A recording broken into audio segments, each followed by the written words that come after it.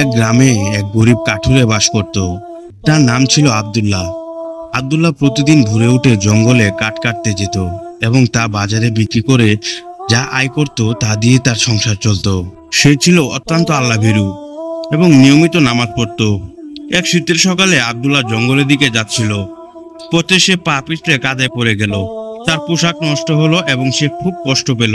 সে মন খারাপ না করে আল্লাহর নাম নিয়ে বাড়িতে ফিরে এলো, কাপড় পাল্টালো এবং অজু করে আবার জঙ্গলের দিকে রওনা হলো। সে ভাবলো হয়তো এতে আমার কোনো পাপ মোচন হবে। কিছু দূর যাওয়ার পর সে আবার পা পিছলে পড়ে গেল। এবার তার মনে খুব কষ্ট হলো, কিন্তু সে নিজেকে বুঝালো নিশ্চয় আল্লাহ আমার পরীক্ষা নিচ্ছেন।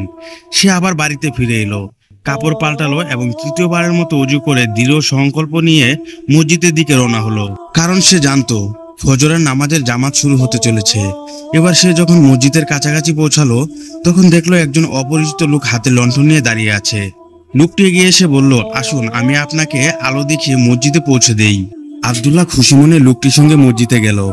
নামাজ শেষে আব্দুল্লাহ লোকটিকে বলল, আপনি এত কষ্ট করে আমাকে পৌঁছে দিলেন, এবার আপনিও নামাজ পড়ে নিন।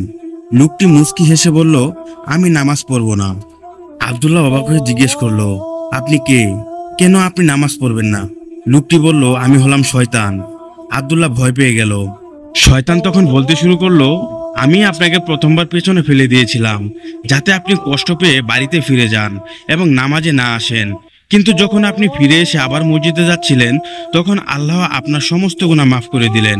দ্বিতীয়বার যখন ফেলে দিলাম আপনি আবারও ফিরে এলেন, তখন আল্লাহ আপনার পরিবারের সবার গুনাহ মাফ করে দিলেন। এবার যখন দেখলাম আপনি তৃতীয়বারও আসছেন তখন আমি ভয় পেয়ে গেলাম।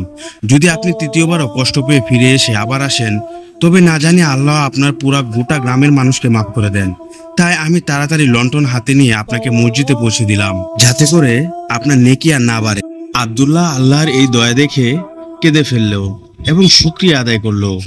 এই গল্পের মূল শিক্ষা হলো, নেক কাজ করার পথে যতই বাধা আসুক না কেন আল্লাহর প্রতি দৃঢ় বিশ্বাস ও ধৈর্য নিয়ে এগিয়ে গেলে আল্লাহ শুধু সে নেক কাজের পুরস্কার দেন না, বরং পথে আসা কষ্টের বিনিময়ে সব গুনাহ মাফ করে দেন এবং পরিবার ও সমাজের উপর রহমত বর্ষণ করেন।